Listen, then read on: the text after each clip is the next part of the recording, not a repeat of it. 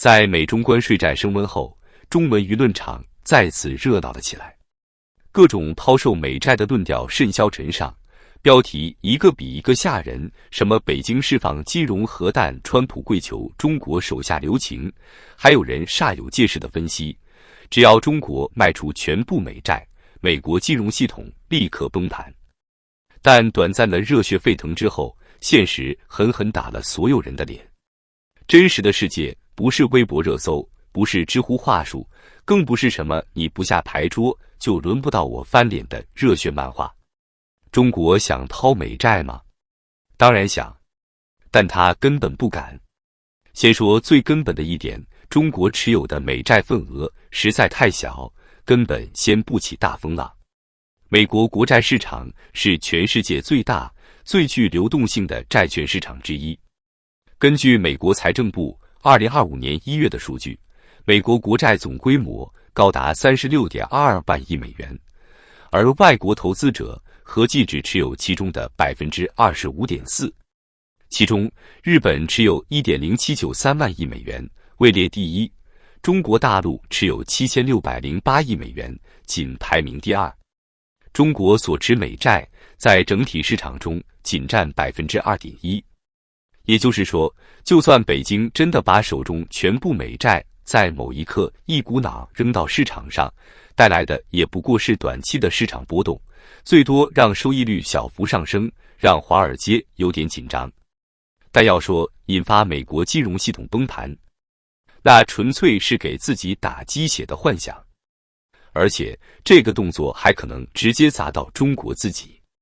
没有哪个国家会傻到主动贱卖自己手里的核心资产。中国的美债不是指是外汇储备的中间，7608亿美元真砸下去，不仅打不到别人，还会在国内金融系统里掀起风暴。华尔街日报在5月7日明确指出，北京绝不可能通过抛售美债来报复美国。原因很简单，那相当于自己给自己引爆一颗金融核弹，一旦砸盘，势必引发美国国债价格暴跌，而这些国债正是中国外储的重要组成部分。换句话说，一旦中国抛售美债，自己手里的 3.2 万亿美元外储立刻大缩水。这不是吓唬谁，是有先例的。2015年，中国尝试干预汇市，减持美债。结果呢？一边美债收益率上涨，外资狂喜，一边中国本币贬值，股市暴跌，央行外储急剧缩水。如今的中国政府比谁都清楚，这条路根本走不通。珍妮特·耶伦，前美国财政部长，也在接受彭博社采访时直言，北京不会轻易抛售美债，因为那会推高人民币汇率，打击出口，还会让全球金融系统不稳定，最终伤的还是自己。他没说出口的部分，其实才是真正让人扎心的现实。哪怕北京再不满，他也离不开这个体系。他的财富、汇率、经济稳定，全都捆绑在美债这座山上。更扎心的是，就算真想摆脱美债，世界上也没有更好的替代品。德国国债、日债市场体量小，流动性差，根本撑不起全球资本的大船。摩根士丹利的研究报告指出，全球资本对美债的依赖不是因为情感认同，而是因为别无选择。美债市场的深度、流动性、风险定价能力，至今没有其他国家能企及。更尴尬的是，北京至今还在不断补仓美债。为什么？因为美元资产依然是最安全、最稳妥、最可控的资产选择。哪怕嘴上说的再硬，北京的真实操作始终没变。真正令人绝望的是北京的无能为力。在一个有美债支撑的全球金融系统中，中国就是那个抱着炸弹却不敢动的人。不但不能砸，还得天天担心它什么时候会自爆。在过去几十年里，中国拼命积攒外汇，买美债，试图用经济护绑换取战略安全。但如今才发现，这根本不是筹码，而是枷锁。你越买，陷得越深，你想逃，却根本找不到门。所以，哪怕舆论天天喊着抛售美债，哪怕民族情绪一浪高过一浪，北京也只会做一件事：冷处理，默不作声，继续紧抱那一堆本来是战略资产，如今却变成不可动的财富。在全球金融系统这个赌场里，中国押上了一切，却连一张弃牌都不敢打出去。这不是勇气的问题，而是底牌太烂，坐在桌边却已经没有选择。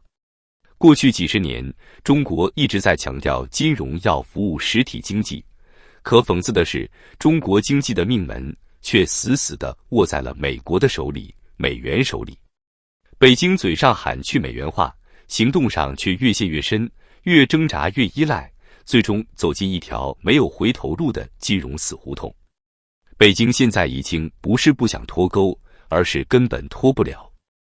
根据中国国家外汇管理局的最新数据，截至2025年3月，中国的外汇储备为 3.22 万亿美元，其中美元资产占比超过 58%， 约 1.86 万亿美元。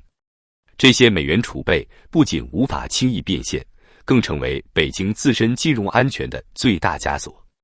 更残酷的是，北京这么多年累积的美元资产，表面看是国家强大的象征，实则是巨大的流动性陷阱。一旦抛售，就会引发人民币汇率震荡，资本外逃；不抛售，就只能眼睁睁看着这些美元资产在美联储疯狂加息和债务膨胀中被贬值。这不是核弹，这是金融绞刑架。你可以说北京什么都敢干，清零3年，风控全国，查大 V， 打企业，关补习班，但有一条红线，它10年如一日不敢触碰：人民币汇率。原因很简单，一旦人民币快速贬值，就会引发巨量的资本外逃和居民信心崩溃，直接冲击整个银行体系的稳定性，甚至引爆地方债务的集体暴雷。2024年7月以来，人民币对美元从 7.2 一路跌至 7.38， 北京央行连续几个月入场干预，但效果极其有限。国际资金在出逃，他们知道中国经济正在经历自1978年改革开放以来最危险的衰退期。2024年全年 GDP 增速仅为 4.2%， 创下改革开放以来第3低。全国规模以上工业企业利润同比下降 5.1%， 年轻人失业率一度冲上 21.3%， 至今仍未完全恢复公布。房地产销售额同比下滑 22%， 房企违约潮持续蔓延。这一切都在告诉国际资本，中国正在失去成长型经济体的吸引力。而一旦资本撤离，人民币将承受前所未有的贬值压力。这就是北京不敢抛售美债的真正底牌，因为它根本无法承受人民币大幅贬值带来的系统性冲击。所以美债不能卖，美元不能不要，人民币更不能贬。中国的金融政策现在就是一个巨大的死循环。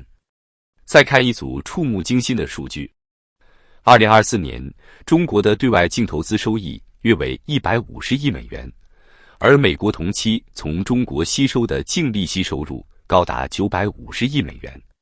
什么意思？就是中国拿着2万多亿美元的外汇资产，每年赚的钱还不到美国从中国身上赚的1成。这是典型的低收益高风险投资结构。为什么会这样？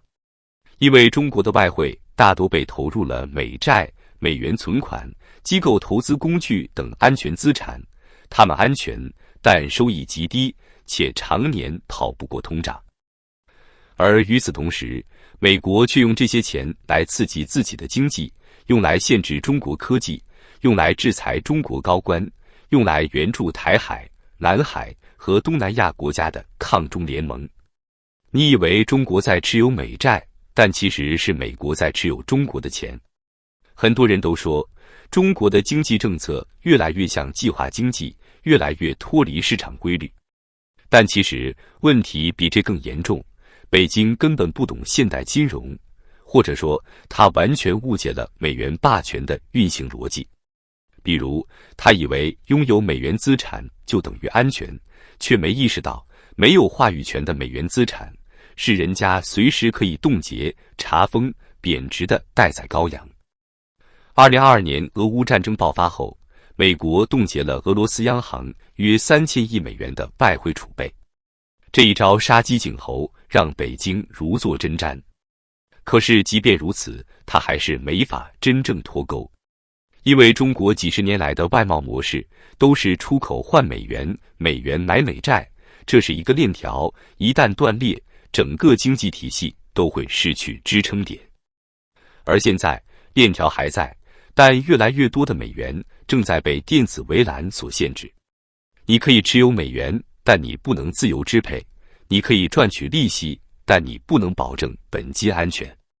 这不是资产，这是一种美元人质。更让人心寒的是，中国正逐步失去自己的金融独立性。人民币国际化一直是北京的梦想工程。可现实是，截至2025年3月，人民币在全球支付中的占比只有 3.2%， 远远落后于美元的 45.5% 和欧元的 25.8%， 甚至低于日元的 3.8%。这意味着什么？意味着全球根本不认人民币，也不信中国的金融政策。即便北京强推数字人民币，中俄贸易本币结算，国际市场也始终持观望态度。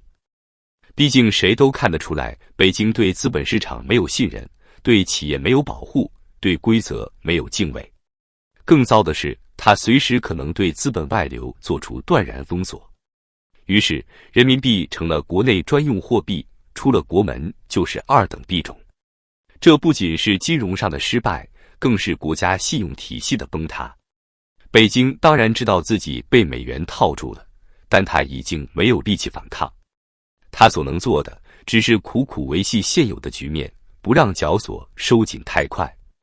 于是，我们看到一个极其讽刺的现实：一边喊着人民币国际化，一边加固资本管制；一边骂美国霸权，一边增持美债；一边说要科技自主，一边还在争取外资回来；一边想脱钩，一边却将美元视为救命稻草。这是一种深层次的国家性精神分裂，而被这种分裂挟裹的不只是中国当局，还有14亿普通人。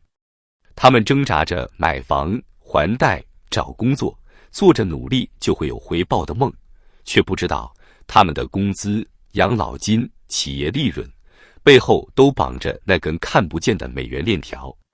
这个世界最大的骗局之一，就是抛售美债能救中国。它不是王牌，它是北京永远打不出的牌。